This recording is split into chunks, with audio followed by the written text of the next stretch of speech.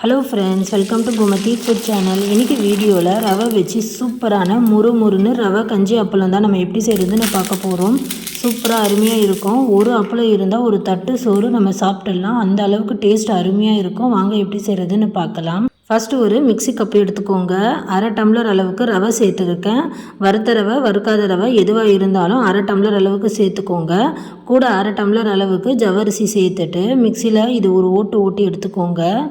பாருங்கள், இந்த மாதிரி கொஞ்சம் கொரகொரப்பாக மாவு பதத்துக்கு இருக்கும். இப்போ இது கூட நம்ம அதே டம்ளரில் ஒரு டம்ளர் அளவுக்கு தண்ணி சேர்த்துக்கலாம். நீங்கள் எதில் அளக்குறீங்களோ அதே டம்ளரே பயன்படுத்திக்கோங்க. நீங்கள் கப்பில் அளந்துக்கிறீங்கன்னா அதே கப்பால் தண்ணியும் அளந்து சேர்த்துக்கோங்க. பாருங்கள், ஒரு டம்ளர் அளவுக்கு நம்ம தண்ணி சேர்த்துருக்கோம். தண்ணி சேர்த்ததுக்கப்புறம் பாருங்கள், இந்த மாதிரி ரவை நல்லா தண்ணி இழுத்து இந்த அளவுக்கு நல்லா கெட்டியாக வந்திருக்கும். இப்போது இது நல்லா கலந்து கொடுத்து பாருங்கள், இந்த மாதிரி திக்காக வந்திருக்கும். இப்போ இன்னும் கூட இதில் ஒரு டம்ளர் அளவுக்கு நம்ம தண்ணி சேர்த்துக்கலாம். மொத்தமாக 2 டம்ளர் அளவுக்கு தண்ணி சேர்த்துருக்கங்க. இப்போ நம்ம தண்ணி சேர்த்ததும் உடனே அரைக்கக்கூடாது. அரைச்சோன்னா நமக்கு தண்ணி அப்படியே மிக்ஸி ஜார்லேருந்து தெறிக்கும். கொஞ்சம் நேரம் ஒரு 2-3 நிமிஷம் விட்டிங்கன்னா இன்னமும் கொஞ்சம் நல்லா தண்ணி ரவை இழுத்து இன்னமும் கொஞ்சம் திக்காக பதம் வந்துடும். இந்த மாதிரி கொஞ்சம் திக்காக வந்ததுக்கப்புறம் அரைச்சி எடுத்துக்கோங்க. பாருங்கள், இப்போ நான் அரைச்சி எடுத்தாச்சு. இப்போ நம்ம அரைச்சதை வேறு ஒரு பாத்திரத்தில் மாற்றிக்கலாங்க.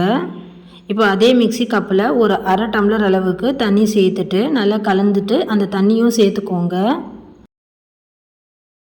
இப்போது நம்ம மொத்தமாக யூஸ் பண்ணியிருக்கிற தண்ணியோட அளவு நம்ம 2.5 டம்ளர் அளவுக்கு தண்ணி நம்ம சேர்த்துருக்கோங்க. பாருங்கள், இதோட கன்சிஸ்டன்சி இந்த அளவுக்கு இருக்கும். இப்போது இது ஒரு ஓரமாக இருக்கட்டும். அடுத்ததாக நம்ம அடுப்பில் ஒரு நல்ல அடிகனமான குக்கர் எடுத்து வச்சுக்கலாங்க. இப்போ நம்ம எல்லா பொருளும் எந்த டம்ளரில் அளந்தோமோ அதே டம்ளரில் 6.5 டம்ளர் அளவுக்கு நம்ம தண்ணி சேர்த்துக்கலாம். நான் சொன்ன அளவுகளில் அதே மாதிரி நீங்கள் தண்ணி சேர்த்துக்கோங்க. வத்தல் சூப்பராக முறுன்னு வரும். இப்போ பாருங்கள், நான் 6 டம்ளர் அளவுக்கு தண்ணி சேர்த்துருக்கேன். மூடி வச்சு நல்லா கொதிக்க வைங்க.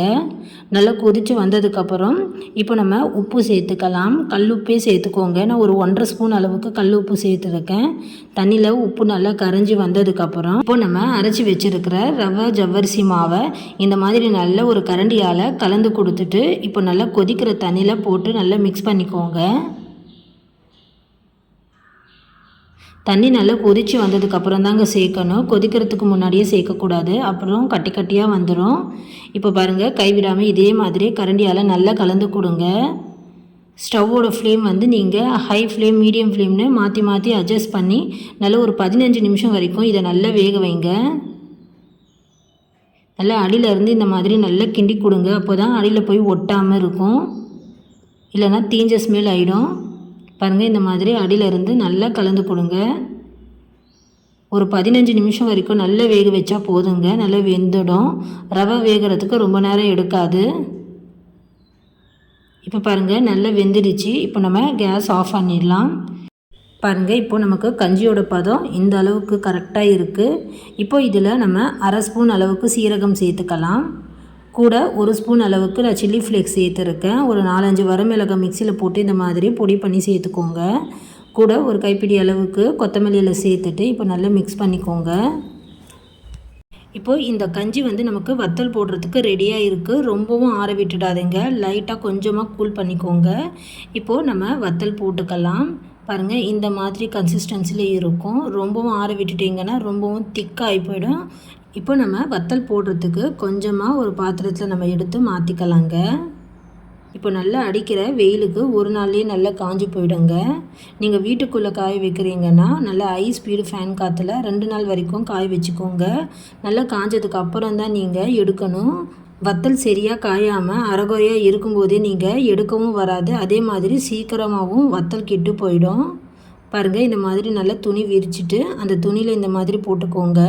நல்லா நான் வெயிலில் ஒரு நாள் வரைக்கும் காய வச்சுங்க. ஒரே நாளில் நல்லா காஞ்சிடுச்சு. வீட்டுக்குள்ளே நீங்கள் காய வைக்கும் போது நம்ம வெயிலில் காஞ்சி வந்த மாதிரி அந்த அளவுக்கு நமக்கு காஞ்சி இருக்காதுங்க. ஒரு 2 நாள் வரைக்கும் நீங்கள் நல்லா ஃபேன் காற்றுல காய வச்சுக்கணும். ஒரு நாள் நல்லா காஞ்சதுக்கப்புறம் அதை நம்ம துணி மடிக்கிற மாதிரி மடித்து எடுத்து வச்சுட்டு மறுநாளைக்கும் இதே மாதிரி ஃபேன் காற்றுல நல்லா காய வச்சுக்கணுங்க. இந்த மாதிரி மெத்தடில் நீங்கள் வீட்டுக்குள்ளே 2 நாள் வரைக்கும் காய வச்சுக்கலாங்க. நல்லா காஞ்சி வந்ததுக்கப்புறம் துணியோட பின் பக்கத்தில் தண்ணியை நல்லா தெளித்து விட்டுக்கோங்க. தண்ணி தெளித்து விட்டு ஒரு 2-3 நிமிஷம் அப்படியே விட்டதுக்கப்புறம் இந்த மாதிரி உங்களுக்கு எடுக்க ரொம்ப ஈஸியாக இருக்கும். பாருங்கள் நல்லா கண்ணாடி போல் அப்பளம் சூப்பராக இருக்குன்னு. தண்ணி தெளித்ததுக்கப்புறம் உடனே எடுக்காமல் ஒரு 2-3 நிமிஷம் அப்படியே விட்டுடுங்க. அந்த தண்ணி வந்து கொஞ்சம் லைட்டாக இழுத்து நமக்கு அந்த அப்பளம் வந்து எடுக்க ரொம்ப ஈஸியாக இருக்கும். நம்ம இந்த மாதிரி நம்ம வெளியே எடுத்ததுக்கப்புறம் ஒரு தட்டில் மாற்றிட்டு ஒரு நாள் வரைக்கும் மறுபடியும் வெயிலில் நல்லா காய வச்சுக்கோங்க. அப்போது தான் நமக்கு 1 வருஷம் வரைக்கும் இந்த அப்பளம் கெட்டு போகாமல் இருக்கும். அப்படியே ஸ்டோர் பண்ணக்கூடாது. இப்போது இதே மாதிரி எல்லாமே எடுத்து நம்ம வெயிலில் ஒரு நாள் ஃபுல்லாக காய வச்சுட்டு எப்படி இருக்குன்னு காட்டுறேன் பாருங்கள். இப்போ பாருங்கள், நம்ம துணிலேருந்து எடுத்துட்டு ஒரு நாள் ஃபுல்லாக இந்த மாதிரி நம்ம ஒரு தட்டில் காய வச்சோம்னா இந்த மாதிரி நல்லா காஞ்சிருக்கும். இப்போ நம்ம எண்ணெயில் போட்டு பொரிச்சிக்கலாங்க. நம்ம காய வச்ச வத்தலை அப்படியே எடுத்து நம்ம டப்பாவில் ஸ்டோர் பண்ணவே கூடாதுங்க. நான் வத்தல் போட்ட எல்லா வீடியோலையும் நம்ம சொல்லியிருக்கோம், எப்போவுமே அப்படியே டப்பாவில் ஸ்டோர் பண்ணி வைக்கும்போது அது சீக்கிரமாகவே நமக்கு நமுத்து போயிடும். அந்த அளவுக்கு முறுமுறுப்பாக இருக்காது. ஒரு கவரில் நல்லா டைட்டாக இந்த வத்தல் எல்லாமே நீங்கள் பின் பண்ணிவிட்டு அதுக்கப்புறம் காற்று போகாத டப்பாவில் போட்டு நீங்கள் வைக்கும்போது நமுத்து போகாமல் 1 வருஷம் வரைக்கும் நல்ல முறுமுறுப்பாக இருக்கும். கண்டிப்பாக இந்த மெத்தடை ட்ரை பண்ணி பாருங்கள். இதே மாதிரி நம்ம சேனலில் நிறைய விதமான வத்தல் வீடியோ போட்டுருக்கேங்க. அதையும் நீங்கள் செக் பண்ணி போய் பாருங்கள். அந்த வீடியோவோட லிங்க் எல்லாமே நான் டிஸ்கிரிப்ஷன் பாக்ஸில் கொடுக்குறேன். உங்களுக்கு ரொம்ப யூஸ்ஃபுல்லாக இருக்கும்.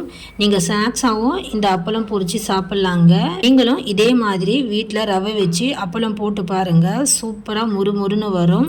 செஞ்சு பார்த்துட்டு எப்படி இருந்ததுன்னு மறக்காமல் கமெண்ட் பண்ணுங்கள். இந்த வீடியோ எல்லாருக்குமே ரொம்ப யூஸ்ஃபுல்லாக இருக்கும்னு நினச்சிங்கன்னா அப்போ மறக்காமல் லைக் போடுங்க. அப்போ தான் இந்த வீடியோ எல்லாருக்குமே போய் சேரும். செஞ்சு பார்த்துட்டு எப்படி இருந்ததுன்னு கமெண்ட் பண்ணுங்கள். அதே மாதிரி கோமதி ஃபுட் சேனலை ஃபஸ்ட் டைம் பார்க்குறீங்கன்னா மறக்காமல் சப்ஸ்கிரைப் பண்ணிக்கோங்க. பெல் சிம்பிளையும் ப்ரெஸ் பண்ணி வைங்க. தேங்க்ஸ் ஃபார் வாட்சிங்.